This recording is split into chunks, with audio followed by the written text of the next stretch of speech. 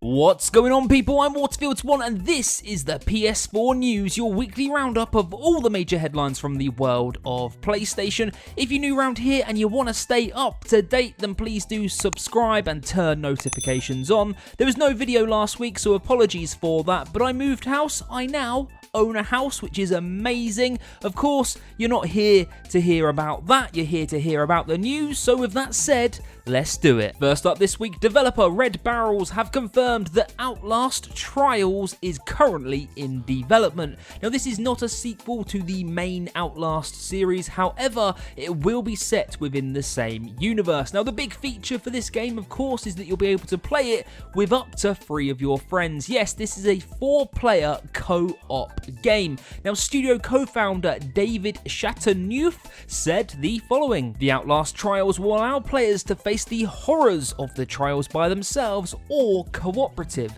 with up to 3 other test subjects. After all, it's always better to your pants with some friends. Our team is hard at work creating a new experience that will bring fear and anxiety to millions of players, whether they go through the experiments alone or with friends." Within the announcement, it was confirmed that the game will take place during the Cold War, and we fully expect a full reveal at this year's Video Game Awards ceremony. Now, here's the thing with Outlast. The first game terrified me. I'm a fully grown man. I'm going to hold my hands up and admit that game scared me. It did something no other game has done to me in my adult life. So yeah, that's what I'm going to say. Outlast was fantastic. Now, for me, there's a big worry on how they're going to recreate that level of fear in a cooperative experience. When you're playing with friends, instantly the fear is watered down. It's not really going to be there. So this is a big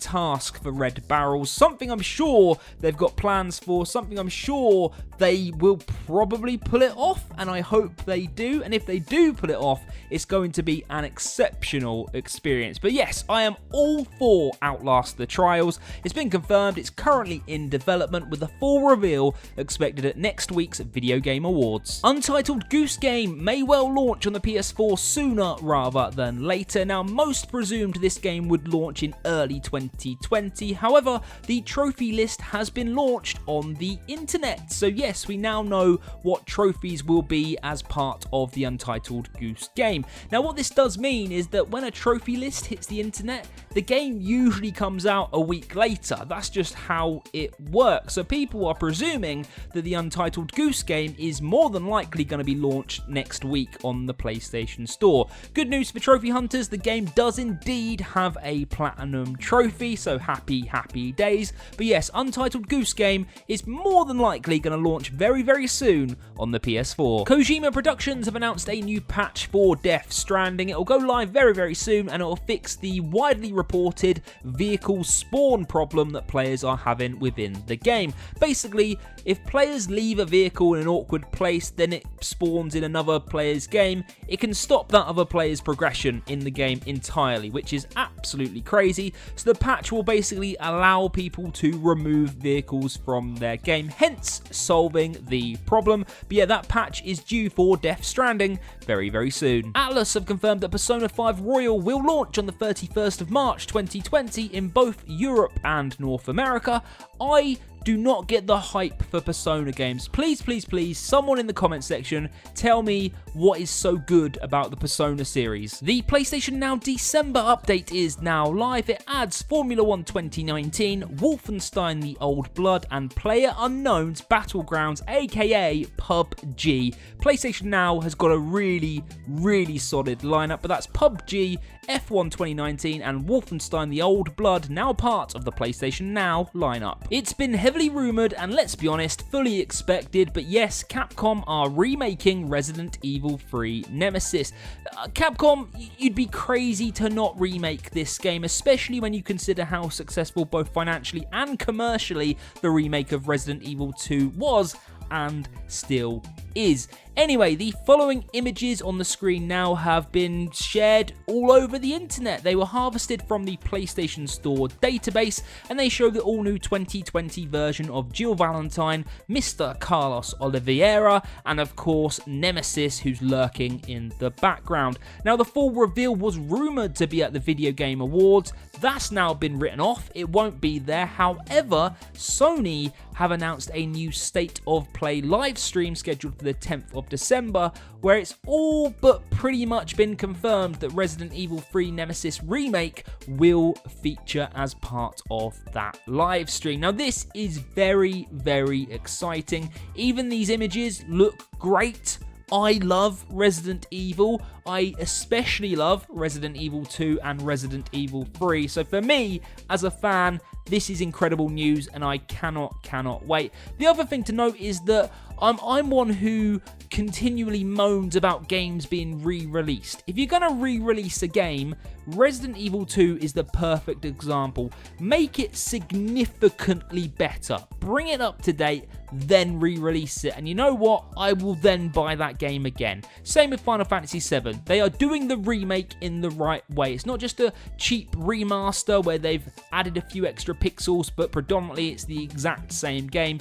This is a remade version of that game, which is going to blow our minds, and I cannot wait. But yes, Resident Evil 3 Nemesis, the remake, has pretty much been confirmed. Sony made a big announcement this week with the following tweet. "We are thrilled to be certified as the best-selling home video game console brand ever, with over 450 million units sold across the original PlayStation, PS2, PS3 and PS4 as of November the 7th, according to Guinness World Records." So yes, the PlayStation as a brand is the best-selling console brand of all time. Developer Campo Santo have confirmed that their follow-up to Firewatch, which was called Valley of Gods, has been put on hold. Now, speaking with Polygon co-founder Mr. Jake Rodkin, confirms the team has split up to work on various projects at Valve, including Half-Life Alyx. He said the following: "As we integrated ourselves into Valve, it became clear there was a lot of valuable work to be done on Half-Life Alyx. Some of us started lending a hand and have since become full-time on the project as it approaches launch." The interview finished with Rodkin confirming that In the Valley of Gods is a project that could be revisited in the future. So to me, that kind of confirms I think it's been cancelled, people. I don't think it's on hold. I think it's been cancelled. They're putting everything they've got into Half-Life Alyx, and that's just the way it is. EA and DICE have announced Star Wars Battlefront II Celebration Edition, which bundles together every single piece of purchasable and customizable content released for the game so far, and also adds all new items from the upcoming film, including legendary appearances for Rey, Finn and Kylo Ren, new heroes, and a brand new Galactic Assault map. It's all live right now, so if you want to jump back on Battlefront 2, now is the time to do it. Ladies and gents, check your emails because it's very likely Sony have sent you a code enabling you to download the all-new Happy Holidays 2019 theme for your PlayStation 4.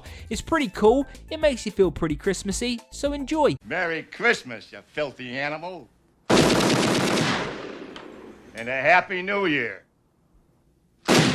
Outer Worlds patch 1.02 is now live. It weighs in at just over 4 gigabytes in size, and it improves technical performance, especially on the PlayStation 4 Pro. So that is Outer Worlds patch 1.02 now live. CD Projekt Red have announced that they will no longer be supporting the console versions of Gwent, the Witcher card game, and that support will end on the 9th of December. Yeah, they're not messing around. There's no notice there. You just can't play it on the PlayStation 4 anymore from the 9th of December. Now, the developer said the following: "Considering that PC and mobile are the most popular platforms among Gwent players, we have made a tough decision to discontinue support of console versions of the game." Of course, the game is now available on iOS and will be released on Android very soon, so it makes sense. You're going to back your big hitters. And in terms of Gwent, the Witcher card game, unfortunately, the PlayStation 4 and Xbox Xbox One are minor leagues. So yes, Gwent, the Witcher card game, will no longer be playable on the PlayStation 4 from the 9th of December. Publisher vs. Evil have confirmed that Pillars of Eternity 2 Deadfire Ultimate Edition will launch on the PlayStation 4 on the 28th of January 2020. The package will include 3 previously released expansions on PC, of course. So yeah, it's pretty much the Ultimate Edition. It's in the title, but that is Pillars of Eternity 2 Deadfire Ultimate Edition, launching on the PS4 on the 28th of January 2020. The final story of the week, as always, is your UK multi-platform game sales chart. In at number 10, we've got Marvel's Spider-Man. Number 9 is Luigi's Mansion 3. Number 8, Pokemon Shield. Number 7, Mario Kart 8 Deluxe. Number 6 is Pokemon Sword. Number 5 is Minecraft Xbox Edition. Number 4 is Sea of Thieves. Number 3, Star Wars Jedi Fallen Order. Number 2, Call of Duty Modern Warfare. And number 1 is FIFA 20. There you have it. That's it for another week of PlayStation news. If you're new, subscribe, turn notifications on, and like the video. Feel free to follow me on Instagram and Twitter if you wish. And in the comment section below, I want to know what your thoughts are on Outlast Trials. I just don't know how it's going to work. I can't see how they're going to get that same level of horror from the first game into a cooperative experience. I hope they do. I'm actually excited for it. I really want to see some gameplay and see how it works. It was rumoured to be a VR game, but Red Barrels have come out and said, no, this is a pure first-person Outlast experience, and that's great. I'm really excited about it. Of course, it's going to have a much bigger budget than the first 2 games as well, so you got to presume they're going to deliver. But I want to know your thoughts. What are your thoughts? Let me know in the comment section below. As I said at the start, I have now bought a house, which is very exciting, so thank you for all the good wishes from you and messages, etc. I really do appreciate it. Last PS4 news video was the Assassin's Creed Ragnarok. That's the first video I've ever published that hit 10,000 views in a week, which is crazy. So hello to all the new subscribers. Thank you for subscribing and supporting the channel. Hopefully you continue to enjoy the content. It's all pretty much the same. Every week I just do the PlayStation news, so if you like PlayStation, then you're gonna like it round here. Apart from that, thank you for watching. Thank you for the incredible support. I genuinely really do appreciate it. Enjoy your week, enjoy your gaming. I'm Waterfields1. See you later.